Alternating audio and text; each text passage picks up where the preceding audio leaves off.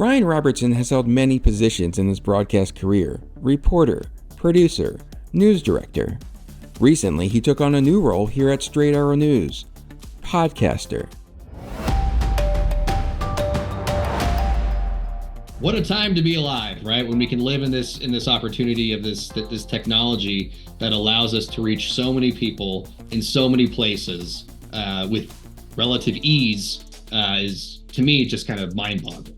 Each week, Ryan speaks on the latest developments in the military world in his podcast, Weapons and Warfare.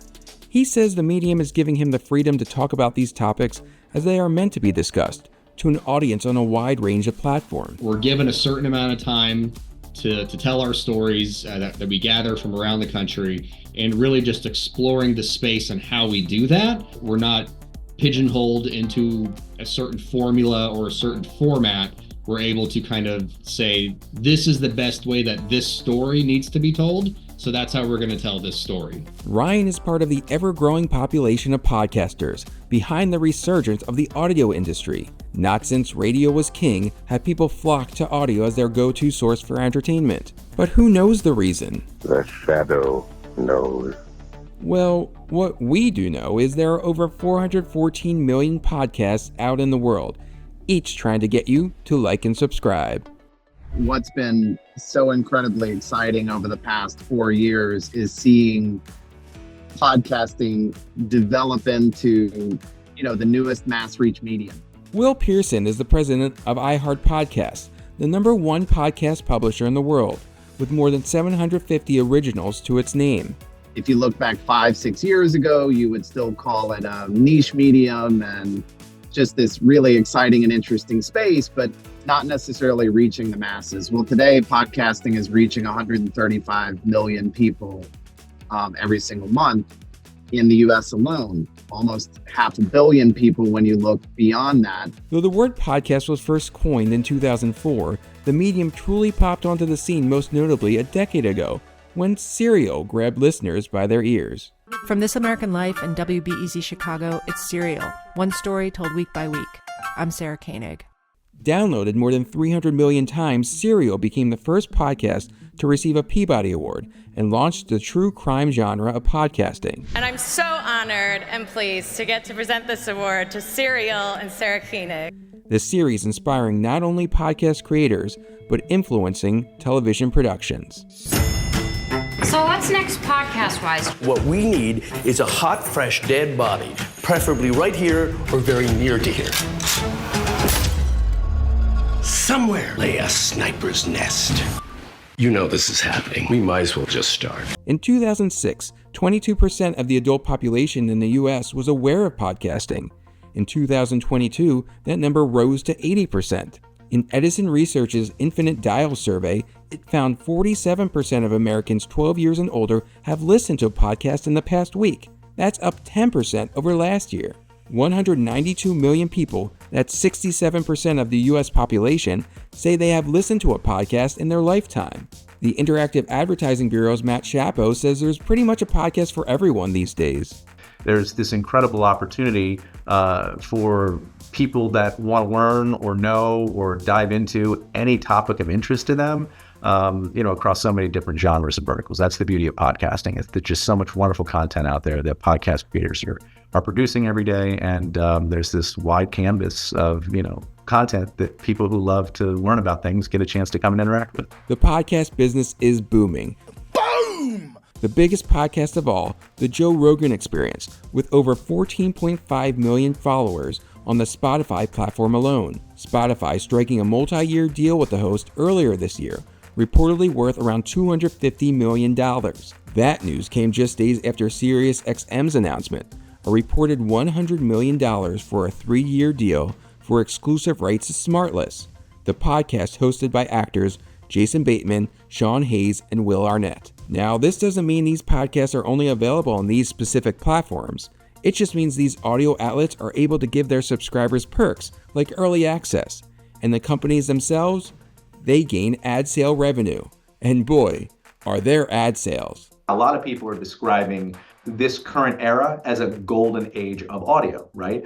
And podcasting is obviously right smack dab in the center of this sort of renaissance of audio. You're starting to see, more large-scale brand advertisers come into podcasting, understanding that they can find the audiences that they want to find, they can tell the stories they want to tell, and they can find the reach and the scale that they need. According to the IAB, advertising revenue is projected to increase 12% this year to $2 billion and reach nearly $2.6 billion by 2026. There really is something very special about the deep dive conversations that podcasters tend to have. Really long form content that you don't get almost anywhere else, and very bespoke content produced by deeply passionate people who form these incredibly close sort of parasocial bonds with their listeners that really become meaningful relationships. And so those meaningful relationships between the people who are creating the content and the people who are consuming the content is really what's driven all this spectacular growth in this space. Not only is the growth of the first-time podcaster advertiser something to talk about, iHeart's Will Pearson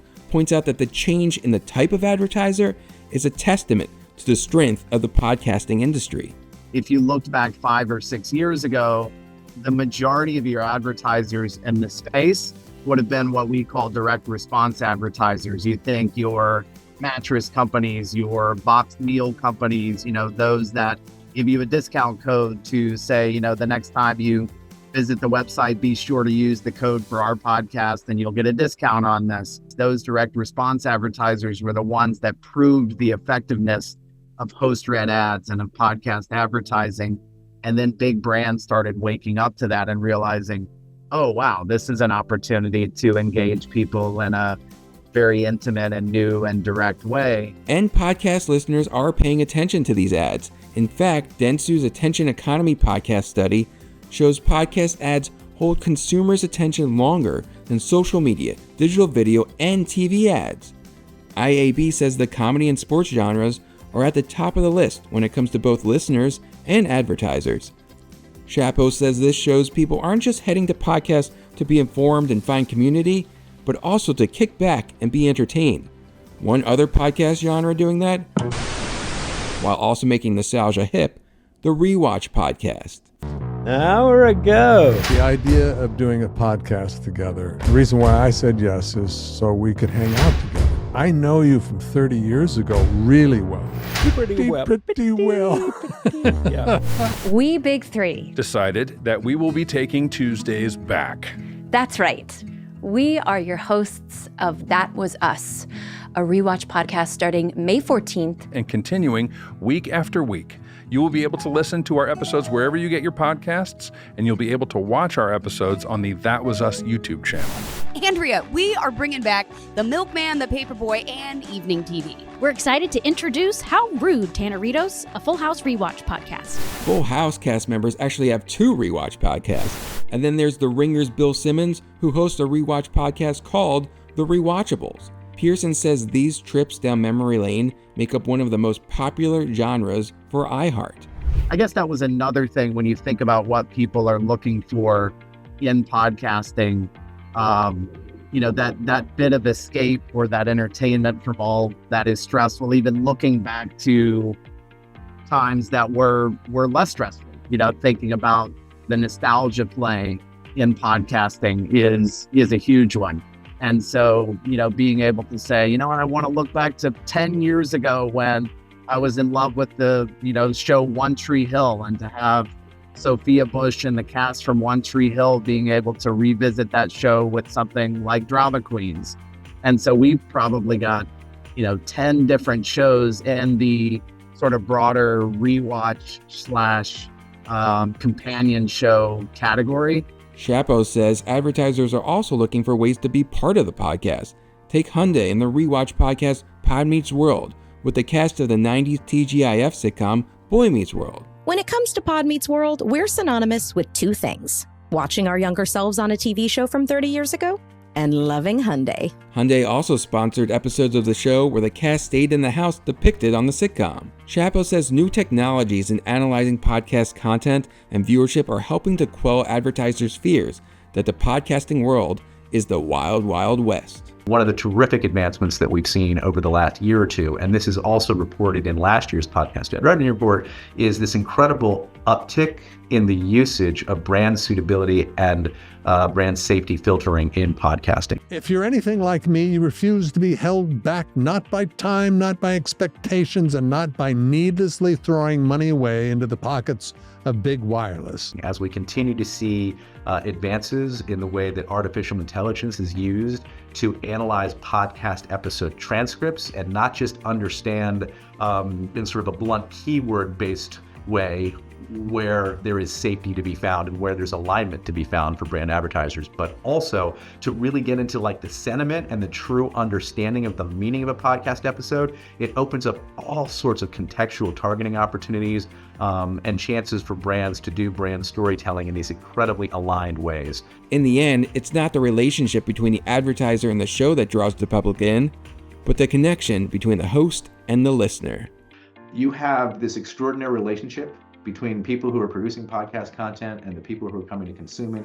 And that is the core bedrock reason that underlies all growth stories. That is the fundamental reason that you will continue to see growth in this medium. That's the goal for Ryan Robertson, to continue to develop that connection with his viewers as his podcast community grows. One of the things about, the exciting things about being new is we're building that. We're building that relationship with the audience. We get the opportunity to build it new and build it fresh for a new product that really nobody else is.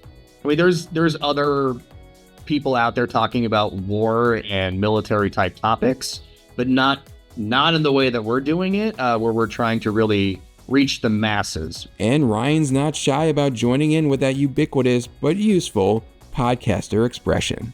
I'd encourage everyone to like, subscribe, and help us grow this thing.